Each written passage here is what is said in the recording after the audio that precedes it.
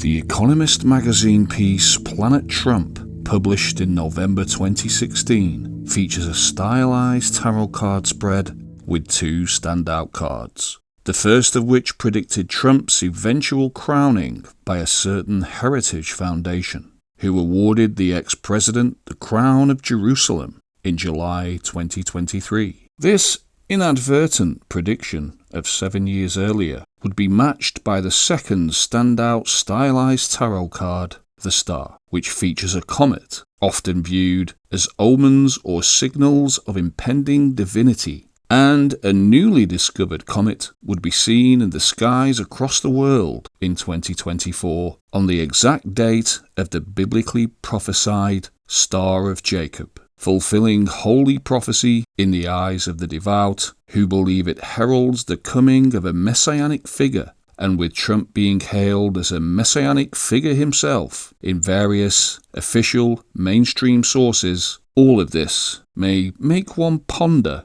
if the Economist group might take up tarot casting as a full-time sideline.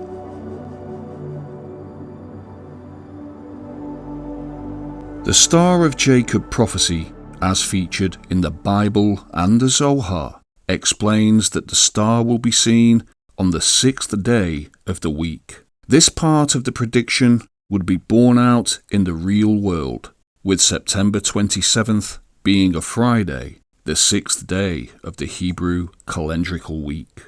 The prophecy specifies further the date the 25th of Elul. This would correspond again exactly with the 27th of September, when the star would first be seen with the naked eye. As well as being temporally accurate, two other aspects of the prophecy have been fulfilled.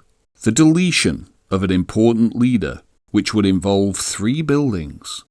All these aspects would culminate exactly with the unaliving of a certain chief on the 27th of September, and the mainstream media reporting the amazing details the day after that a member of a certain force announced in a warning of a strategic strike involving 3 buildings, and this would echo amazingly the prophecy made some 3,000 years ago, with the Star of Jacob appearing at a time of bizarre biblical significance, coinciding perfectly with a world leader declared as being in resurrection in true messianic fashion.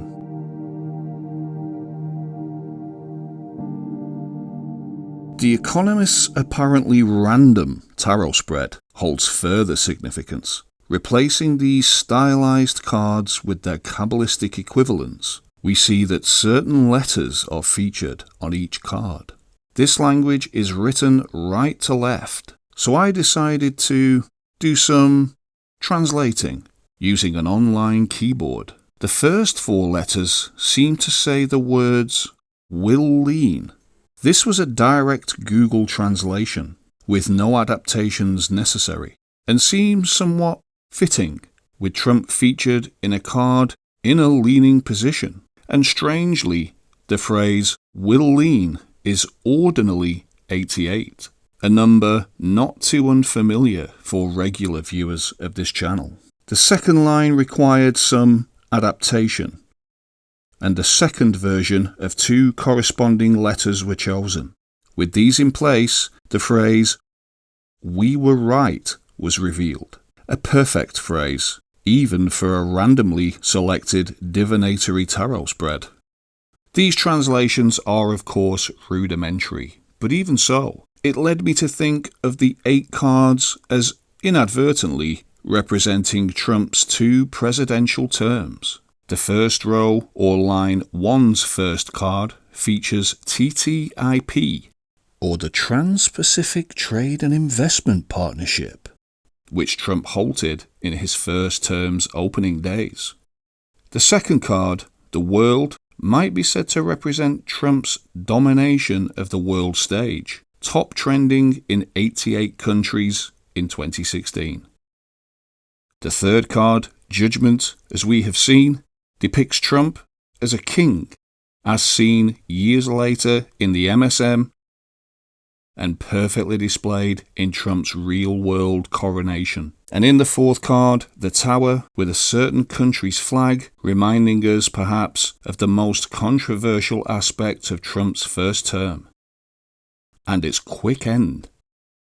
Moving on to the tarot spread's second row, or Trump's second term, which of course, as we have seen, has been coincidentally marked with the appearance of a real-world star. The card itself features a red craterous plain, which resonates amazingly with Trump's birth moon.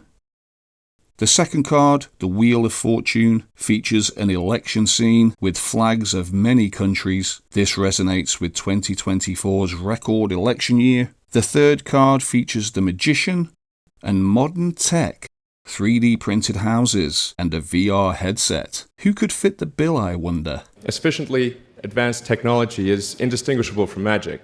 This is stuff that really would be magic, or would be considered magic in times past. Basically, if I can advance technology, then that's like magic, and that would be really cool. You guys are the magicians of the 21st century.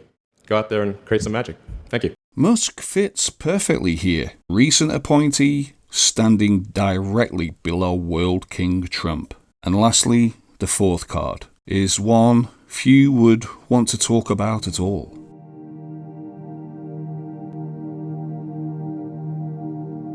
The Star of Jacob prophecy ends with the star being gathered on the seventh day at the end of 70 days.